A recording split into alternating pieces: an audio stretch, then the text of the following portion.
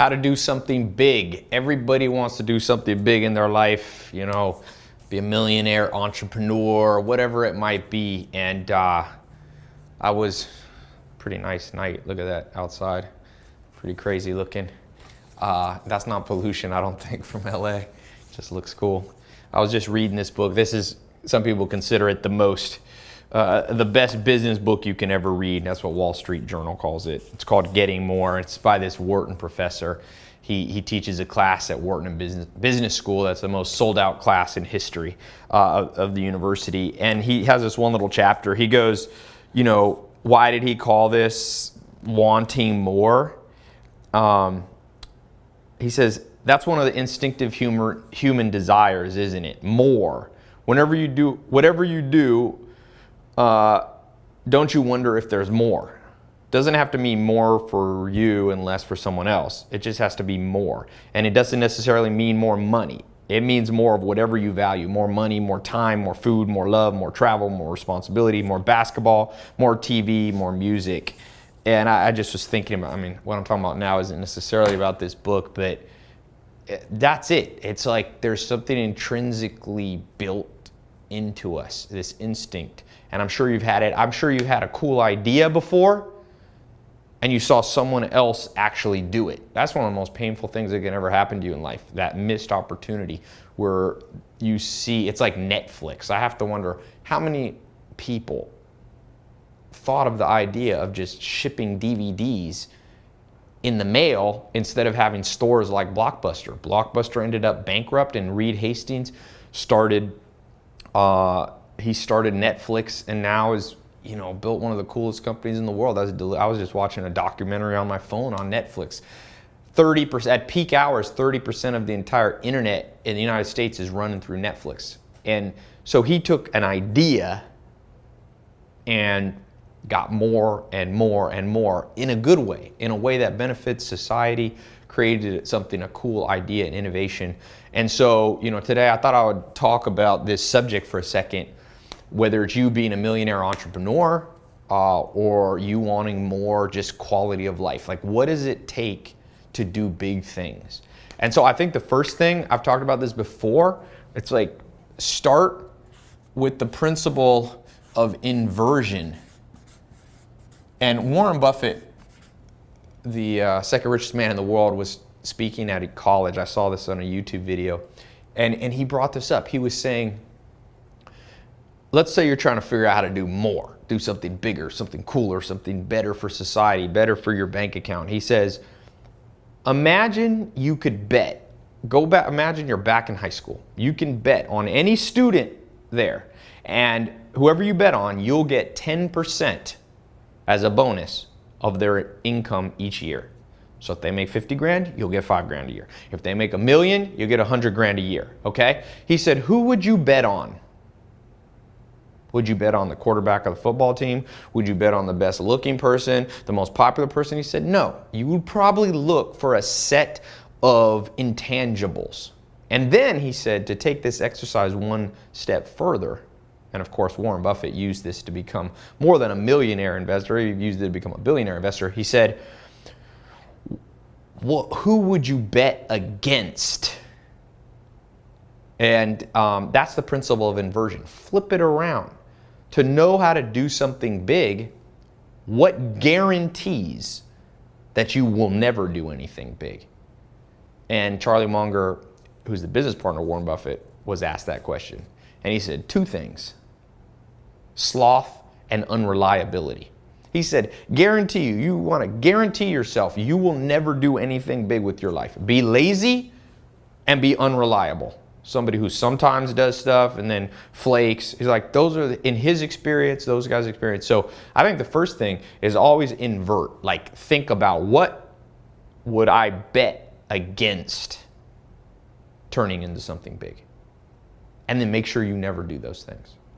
That's such, it's like a reversal of the golden rule. It's such a good concept that when I tell people it, they forget it. That's how most people are in the world. It's like people want some super complex mathematical E equals MC squared. I'm like, no, that's pretty good right there.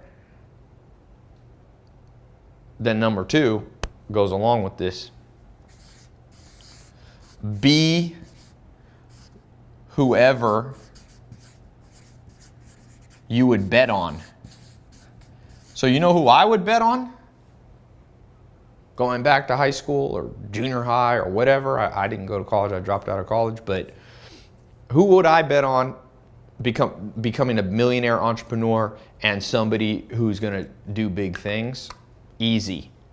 I would bet on somebody who had what I call deep domain expertise and clarity. So let me explain what I mean. So like, let's say you're older and you bump into somebody from junior high or high school. And you remember that kid from junior high and high school. And that was the kid who now, let's say they're trying to start a restaurant chain. So they come to you and they say, hey, I'm raising investment. Do you want to invest in me? Now, if I think back, and I was like, I knew that kid when he was 12 years old. And you know what he would do when all of us would, in the summer, go to camp and play basketball? He'd go work at his dad's restaurant. Or he was the one always, you know, in the kitchen at school working with the cafeteria people or whatever. And I was like, that kid always was focused on one simple thing. And he had always was like, knew a lot about food. That's who I'd bet on. I wouldn't care what he looked like. I wouldn't care male, female, black, white. I'd be like, give me the kid who had clarity on what they were doing young and pretty much, you know, just deep domain expertise. Learned about making sushi, learned about, you know, sourcing food, learned how to work on industrial stoves. The younger, the better. Now, if you're watching this and you're not that young anymore, the principle still applies. I'm not going to be delusional here. It still applies. But obviously, if you didn't start at 12, good news is most people, we live in a society where the educational system tells us that you got to wait for some reason until you're in your 20s to do big things, which, by the way, is a big myth. But if you're 50 and you're watching this, it's the same thing. You then reverse it again, another set of inversion, and you go, okay, I'd bet on somebody who had clarity and deep domain expertise, so then you become that person. You can't do big things without some level of clarity and deep domain expertise. Like Steven Spielberg was making movies at 7, he says. I went to a little thing with him, got to meet him. You know, the king of Hollywood, 7 years old, you would have found him at his home, pretty much high sense of clarity, like I want to do this, and not just clarity, but deep domain expertise. He was playing with different lenses. So you have to be that person, because I sure as hell would bet on Steven Spielberg, and that would be a good bet. Now, again, you can start on that at any age. The younger, the better. So the third thing here to do big things, I'll read you something. If you don't, where's my phone here? Let's put this on my Twitter and my Snapchat. If you don't follow, it's under Tai Lopez 1. And this is what Arthur Schopenhauer. So Arthur Schopenhauer is one of the greatest philosophers of all time. And I posted this, a day or two ago. He said, everyone takes the limits of their own vision for the limits of the world. Okay? So what you have to do is, I would question my self-imposed limits. So let's talk about this, because this can sound very cliche, but Schopenhauer was not a cliche philosopher. He was a complicated man. And you know, this book that if you've seen some of my other YouTube videos and podcast stuff, Hatching Twitter, this is a story of Twitter by Nick Bilton. So Nick Bilton was in here the other day. He's kind of the guy that knows more about the real story of Twitter than anybody. Wrote a New York Times best-selling book on Twitter, and he says, you know, I asked him point blank, I was like, Jack Dorsey, Ed Williams, these guys that built an $18 billion company from scratch, how'd they do it? What was the thing you learned from being around them? And he said, what I learned is these guys had very broad vision. He's like, they were hungry. Like, they weren't the guys going, Jack Ma is another person like this. Jack Ma started, I think he's the richest man in China now. He was making 80 cents a day, a dime an hour. And now, you know, he's worth whatever, 10, 20 billion dollars. And the thing, Alipay, he owns these different, Alibaba. And when I think it was eBay it was Yahoo came to China and they wanted to buy Jack Ma's company, he had such broad vision where most people would have taken the deal. He said, he thought bigger. He said, no, I'm going to buy you. That's what he did. He bought, and he owns Yahoo China. So Jack Dorsey, same thing. These guys at Twitter, they thought big. And so what happens, and there's various reasons. There's good science. Can you grab me that book right there, that sociology red book? What happens if you're not careful? Yeah, that one, this one. So this is a book I keep around. It's a very famous technical book. It's by Dan Gilbert and Fisk. It's Handbook of Social Psychology. This is volume 2. I don't know where this is volume 1. Oh, I have volume 2 here. So it's this complicated book on, convergences and using the self to understand reflected self-appraisals. And one of the concepts that's in these type of books is something called social controls. So in some places, like in Sweden and Norway, they have this phrase called jantelagen. I lived there for a little while. And jantelagen is basically never think too highly of yourself.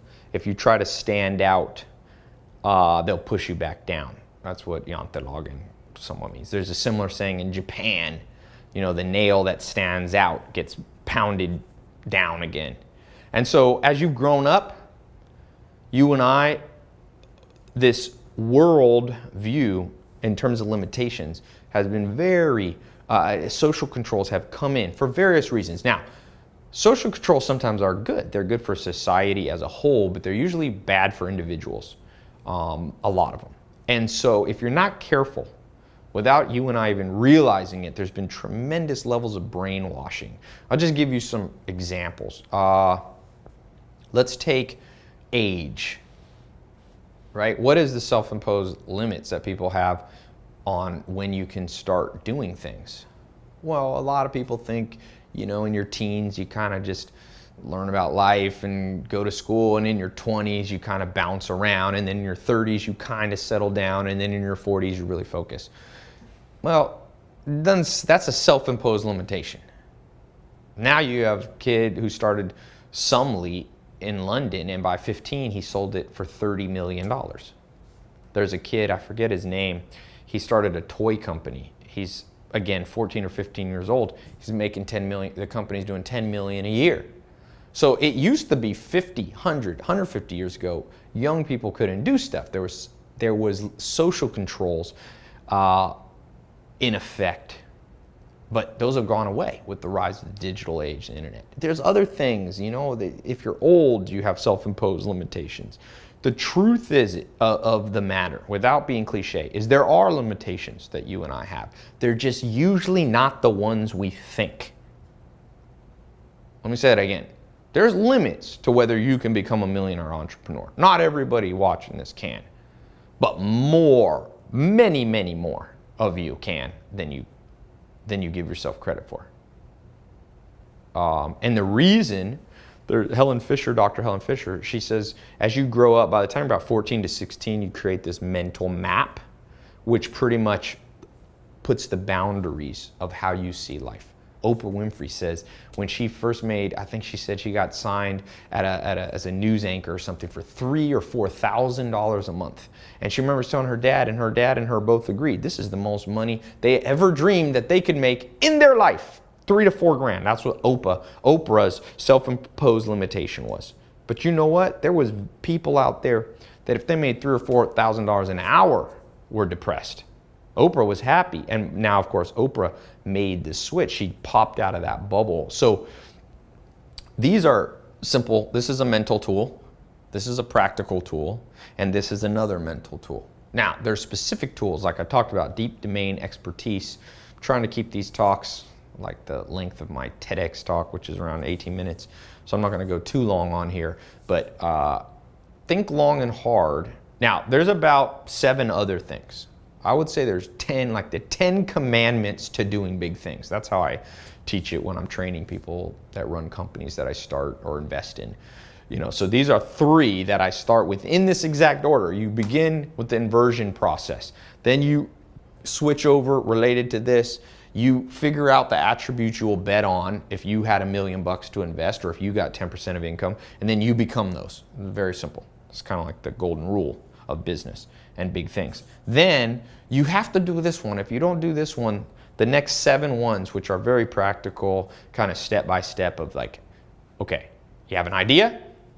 Do you get a lawyer to patent it, trademark it? Do you buy a domain name? Or if you're a little more advanced, do you begin to build sales funnels? Do you do a lean startup approach? Do you do what I call, quick iterations, which is kind of a variation of lean startup?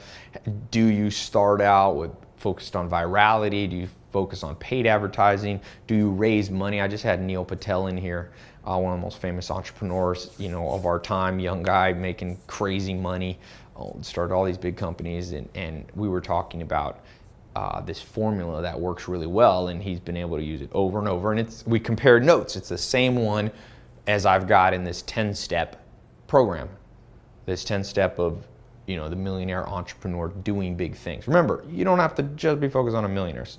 You can be focused. You can use this to change the world if you're into philanthropy, humanitarian stuff. You can use this, fitness stuff. It works in every area. But I'm going to talk specifically. So I'm going to kind of wrap up here, but I'm going to leave you a link below. And I decided I'm going to do a free online talk. I've been doing these. People are really benefiting from these free talks. So if you click the link below, you'll see the time. Our code will translate it to your local time, wherever you are in the world. And you can register to listen in for free. It's completely free. There's no tricks or anything. You don't have to put a credit card number or anything. So you just click the link, it'll pop up, and it'll give you the time, and you can just, and the reason we register people is I've been having a ton of people come on them when I make them free, like some of the stuff that I charge for, so that when I do things free, people are like, oh my God, I want this stuff free. So make sure you don't procrastinate. Click the link, because we're capping how many people that we let on at a time and can comment. It's going to be a live talk, so you can interact and chat and stuff and ask your questions. So remember, now one quick thing, when I was talking about, because the next one starts to go through the practical execution things. One cool thing, I was just talking to Neil Patel, is like, you don't need $1 million. Like one of his businesses he started, it took $1 million to get it off the ground.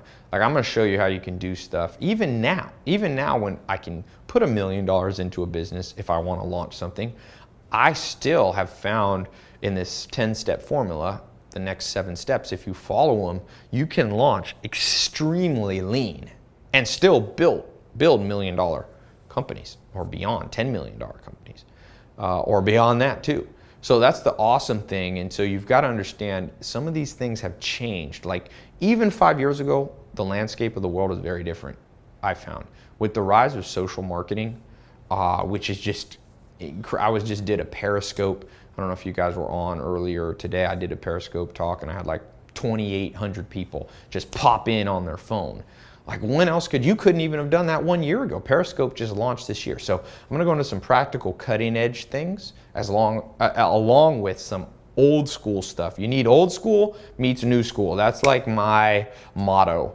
Some people are all new school. They're like, oh, it's only about Twitter and Facebook and YouTube and Google AdWords. I'm like, yeah, but old Rockefeller tricks work too. Rockefeller was 1800s. He made so much money in today's dollars. He had $600 billion, almost over half a trillion dollars. So I'm going to show you in these 10 tools, when you click the link and you register, when you pop in there and listen you can listen on your phone, you can listen on your computer, you can listen at work, you can listen in the car, you can watch it, or you can just listen. It'll work both ways. So when you come back and listen in, I'm going to be showing you how to merge old school and new school. I've learned, Alan Nation, my mentor, told me, don't be the first or the last to try a new idea. That's the exact happy median of this new school meets old school. You don't want to be only building your business, only building your idea around the Meerkat or Periscope, these brand new iPhone apps or Android apps. But you also don't want to be only old school and building some steel monopoly like Carnegie and Rockefeller and JP Morgan were doing 150 years ago. Like, it won't completely work. So it's in the hybridization of concepts and ideas. That's why I read a book a day, because then I can morph ideas and it's so much more powerful. They call that in biology hybrid vigor. When you take two purebred animals and you breed them together, you get a much more powerful, it's called an F1 cross, if you remember back from biology. So it's the same with ideas. You take old school idea, new school, and then boom, and you build something that you no longer will be somebody who just imagines. Most people are wanderers. They just wander through life. They're wandering and wondering. And it's the worst way. Wonder, what if I had tried my idea? What if I had executed on? Like, what if? You don't want to be a what if person. Do it. And you're going to learn in this talk how you can do it, and with just an absolute minimalization of risk, mistakes, wasted money, wasted time. If people knew how you can merge old and new school things into big ideas now, like, there will be an onslaught of people doing it. But people are weak, unfortunately, in the modern world. All of us have become weak. We've got, modern appliances and air conditioning, and I'm guilty of it, you're guilty of it. We're all guilty of becoming weak-willed. So don't be weak-willed.